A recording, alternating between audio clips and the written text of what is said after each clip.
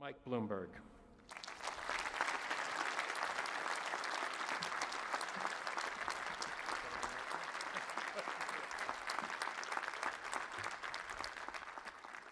Well, good morning, everyone.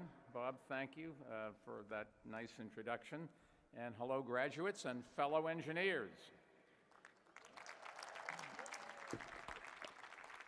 As the chairman said, I majored in electrical engineering, so I know what you are all thinking. It's a shame he was never able to put his degree to good use. I thought that was funnier than you did, actually. Let me start with the most important message that I can deliver today. Congratulations to the distinguished graduates of the great class of 2019.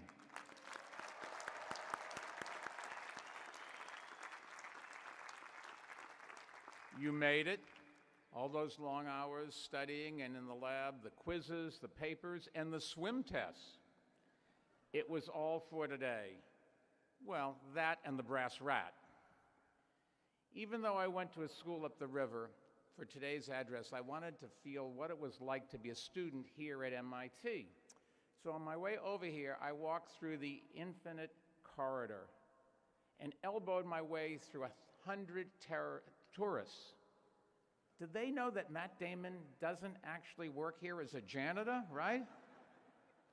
Last night, I also paid a visit to one of this university's most iconic places, the Muddy.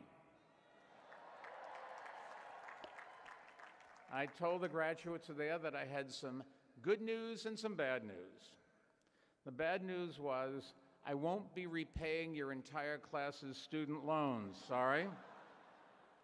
But I told them the good news was I would be picking up the tab for the next round of drinks. That seemed to help matters.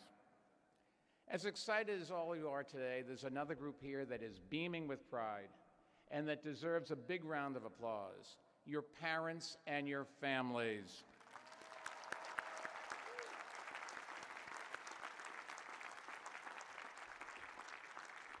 Some of them are sitting out there thinking, our kids are getting a degree from the world's most prestigious engineering school, and yet when they come home, they don't seem to know how to use the washer-dryer? You've been very lucky, seriously, to study at a place that attracts some of the brightest minds in the world. And during your time here, MIT has extended its tradition of groundbreaking research and innovation. Most of you were here when LIGO proved that Einstein was right about gravitational waves. Something that I, as a Johns Hopkins engineering graduate, claimed all along. And just this spring, MIT scientists and astronomers helped to capture the first ever image of a black hole. Those really are incredible accomplishments for MIT, and they are especially incredible when you consider that the Wi-Fi barely works here. For God's sakes, how many PhDs does it take to plug in a router? But really, all of you are a part of an amazing institution that has proven time and time again that human knowledge and achievement is limitless. In fact, this is the place that proved moonshots are worth taking. 50 years ago this month, or next month, I guess it is, the Apollo 11 lunar module touched down on the moon. It's fair to say the crew never would have gotten there without MIT. And I don't just mean that because Buzz Aldrin was class of '63 here and took Richard Batten's famous astrodynamics course. As Chairman Millard mentioned, the Apollo 11 literally got there thanks to its navigation and control systems that were designed right here at what is now the Draper Laboratory. Successfully putting a man on the moon required solving so many complex problems. How to physically guide a spacecraft on a 500,000-mile journey was arguably the biggest one. And your fellow alums and professors solved it by building a 1-cubic-foot computer at the time when computers were giant machines that filled whole rooms. The only reason those MIT engineers even tried to build that computer in the first place was that they had been asked to help do something that people thought was either impossible or unnecessary: Going to the moon was not a popular idea back in the 1960s, and Congress didn't want to pay for it. Imagine that, a Congress that didn't want to invest in science. Go figure. That would never happen today. President Kennedy needed to persuade the taxpayers that a manned mission to the moon was possible and worth doing. So in 1962, he delivered a speech that inspired the country. He said, quote, "We choose to go to the moon this decade and to do other things, not because they are easy, but because they are hard." Sorry, I didn't mean to say hard, I meant to say hard. I don't want to lose my Boston accent. In that one sentence, Kennedy summed up mankind's inherent need to reach for the stars. He continued by saying, quote, "That challenge is one that we are willing to accept, one that we are unwilling to postpone, and one that we intend to win." In other words, for the good of the United States and humanity, it had to be done. And he was right. Neil Armstrong took a great leap for mankind. The U.S. won a major Cold War victory, and decades of scientific innovation led to an unprecedented era of technological advancement. The inventions that emerged from the moonshot changed the world: satellite television, computer microchips, CAT scan machines, and many other things that we now take for granted, even video game joysticks. Yes, there really was a life before Xbox. The world we live in today is fundamentally different, not just because we landed on the moon, but because we tried to get there in the first place. In hindsight, President Kennedy's call for the original moonshot at exactly the right moment in history was brilliant, and the brightest minds of their generation, many of them MIT graduates, delivered. Today, I believe they are living in a similar moment. And once again, we will be counting on MIT graduates, all of you, to lead us. But this time, our most important and pressing mission, your generation's mission, is not to explore deep space and reach faraway places. It is to save our own planet, the one that we're living on, from climate change. And unlike 1962, the primary challenge before you is not scientific or technological. It is political. The fact is, we've already pioneered the technology to tackle climate change. We know how to power buildings using sun and wind. We know how to power vehicles using batteries charged with renewable energy. We know how to power factories and industries using hydrogen and fuel cells. And we know that these innovations don't require us to sacrifice financially or economically, just the opposite. These investments, on balance, create jobs and save money. Yes, all of those power sources need to be brought to scale, and that will require further scientific innovation, which we need you to help lead. But the question isn't how to tackle climate change. We've known how to do that for many years. The question is, why the hell are we moving so slowly? The race we are in is against time, and we are losing. And with each passing year, it becomes clearer just how far behind we've fallen, and how fast the situation is deteriorating, and how tragic the results can be. In the past decade alone, we've seen historic hurricanes devastate islands across the Caribbean. We've seen thousand-year floods hit the Midwestern and Southern United States multiple times in a decade. And we've seen record-breaking wildfires ravage California, and record-breaking typhoons kill thousands in the Philippines. This is a true crisis, and if we fail to rise to the occasion, your generation, your children and grandchildren will pay a terrible price. So scientists know there can be no delay in taking action, and many government and political leaders around the world are starting to understand that. Yet here in the United States, our federal government is seeking to become the only country in the world to withdraw from the Paris Climate Agreement. The only one. Not even North Korea is doing that. Those in Washington who deny the science of climate change are no more based in reality than those who believe the moon landing was faked. And while the moon landing conspiracy theorists are relegated to the paranoid corners of talk radio, climate skeptics occupy the highest positions of power in the United States government. Now, in the administration's defense, climate change, they say, is only a theory. Yeah, like gravity is only a theory. People can ignore gravity at their own risk, at least until they hit the ground. But when they ignore the climate crisis, they are not only putting themselves at risk, they are putting all humanity at risk. Instead of challenging Americans to believe in our ability to master the universe, as President Kennedy did, the current administration is pandering to the skeptics who in the 1960s looked at the space program and only saw short-term costs and long-term benefits. President Kennedy's era earned the nickname the Greatest Generation, not only because they persevered through the Great Depression and won the Second World War, they earned it because of determination to rise, to pioneer, to innovate, and to fulfill the promise of American freedom. They dreamed in moonshots. They reached for the stars, and they began to redeem through the civil rights movement the failures of the past. They set the standard for leadership and service to our nation's ideals. Now, your generation has the opportunity to join them in the history books. The challenge that lies before you, stopping climate change, is unlike any other ever faced by humankind. The stakes could not be higher. If left unchecked, the climate change crisis threatens to destroy oceanic life that feeds so many people on this planet.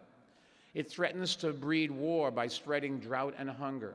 It threatens to sink coastal communities, devastate farms and businesses, and spread disease. Now, some people say we should leave it in God's hands, but most religious leaders, I'm happy to say, disagree. After all, where in the Bible, or the Torah, or the Quran, or any other book about faith or philosophy does it teach that we should do things that make floods and fires and plagues more severe? I must have missed that day in religion class. Today, most Americans in both parties accept that human activity is driving the climate crisis, and they want government to take action. Over the past 2 months, there's been a healthy debate, mostly within the Democratic Party, over what those actions should be, and that's great. In the years ahead, we need to build consensus around comprehensive and ambitious federal policies that the next Congress should pass. But everyone who is concerned about the climate crisis should also be able to agree on two realities. The first one is, given opposition in the Senate and White House, there is virtually no chance of passing such policies before 2021. And the second reality is, we can't wait to act. We can't put this mission off any longer. Mother Nature does not wait on the election calendar, and neither can we.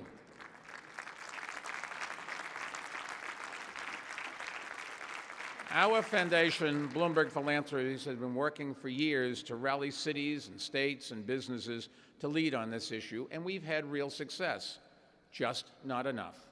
So today, I'm happy to announce that with our foundation, I'm committing $500 million to the launch of a new national climate initiative, and I hope that you will all become part of it.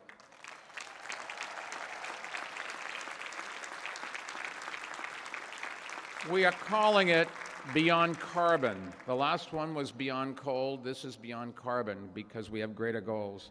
Our goal is to move the U.S. towards a 100% cleaner energy economy as expeditiously as possible and begin that process right now.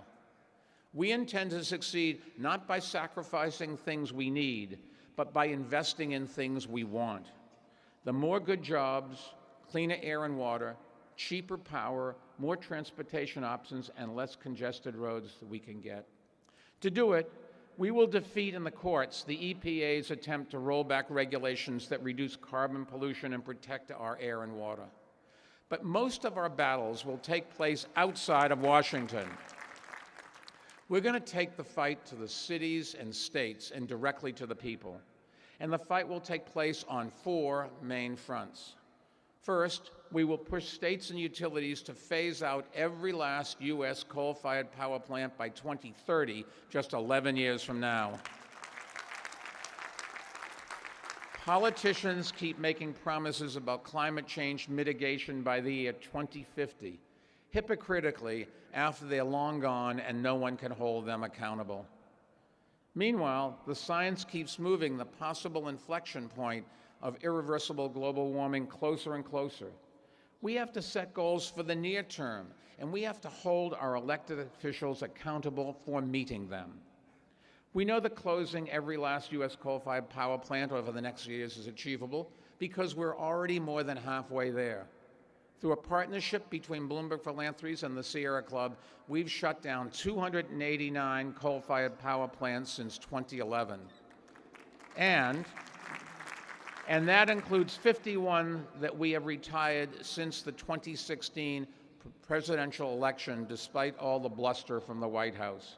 As a matter of fact, since Trump got elected, the rate of closure has gone up. Second, we will work to stop the construction of new gas plants. By the time they are built, they will be out of date because renewable energy will be cheaper. Cities like Los Angeles are already stopping new gas plant construction in favor of renewable energy. And states like New Mexico and Washington and Hawaii and California are working to convert their electric system to 100% clean energy. We don't want to replace one fossil fuel with another. We want to build a clean energy economy, and we will push more states to do that. Third, we will support our most powerful allies, governors, mayors, and legislators in their pursuit of ambitious policies and laws.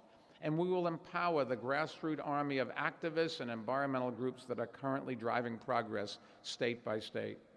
Together, we will push for new incentives and mandates that increase renewable power, pollution-free buildings, waste-free energy, access to mass transit, and sales of electric vehicles, which are now turning the combustion engine and all of its pollution into a relic of the Industrial Revolution.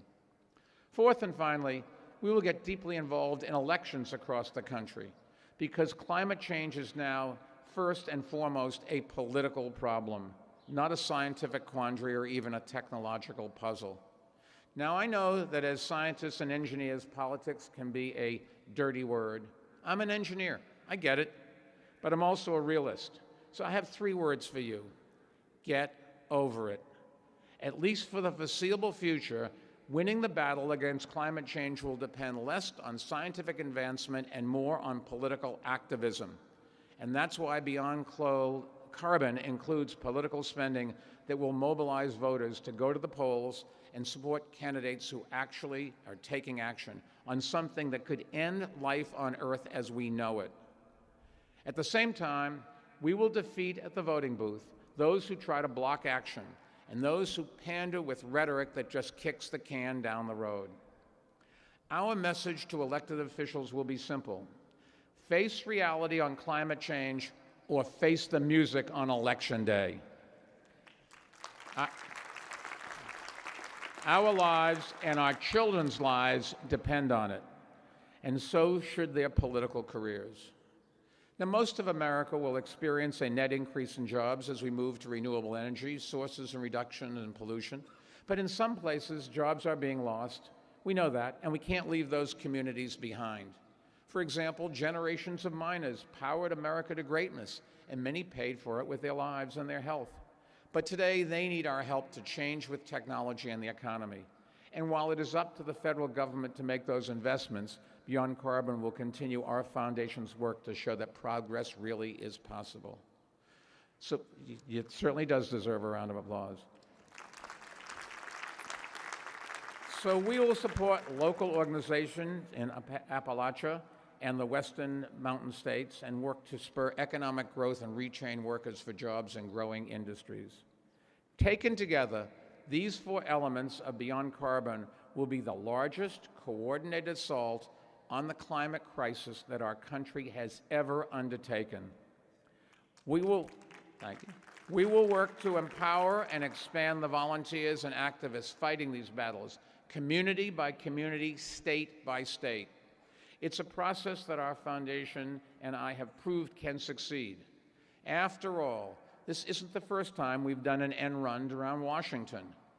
A decade ago, no one would have believed that we could take on the coal industry and close half of all U.S. plants, but we have.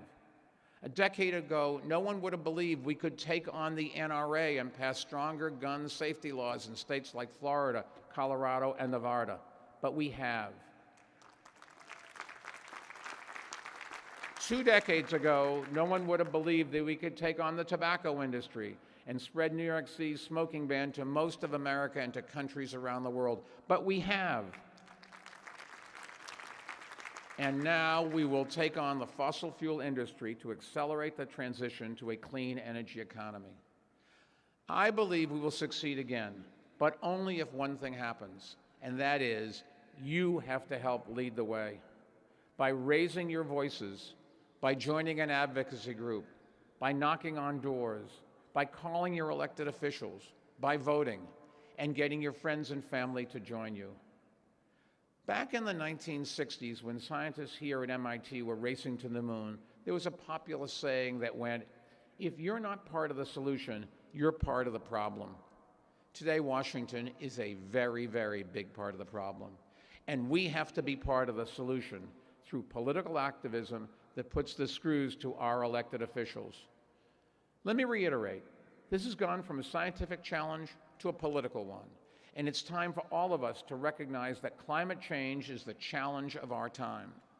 As President Kennedy said 57 years ago on the moon mission, we are willing to accept this challenge. We are unwilling to postpone it, and we intend to win it. We must again do what is hard. Damn it, I meant to say hard. Graduates, we need your minds and your creativity to achieve a clean energy future. But that's not all. We need your voices, we need your votes, and we need you to help lead us where Washington will not. It may be a moonshot, but it's the only shot we've got. As you leave this campus, I hope you will carry with you the MIT's tradition of taking and making moonshots. Be ambitious in every facet of your life, and don't ever let something stop you because people say it's impossible. Let those words inspire you. Because just as trying to make the impossible possible can lead to achievements you've never dreamed of, and sometimes you actually do land on the moon. So tonight, have one more beer at the Muddy, and tomorrow start working on the mission that, if you succeed, will lead the whole world to call you the greatest generation too. Thank you and congratulations.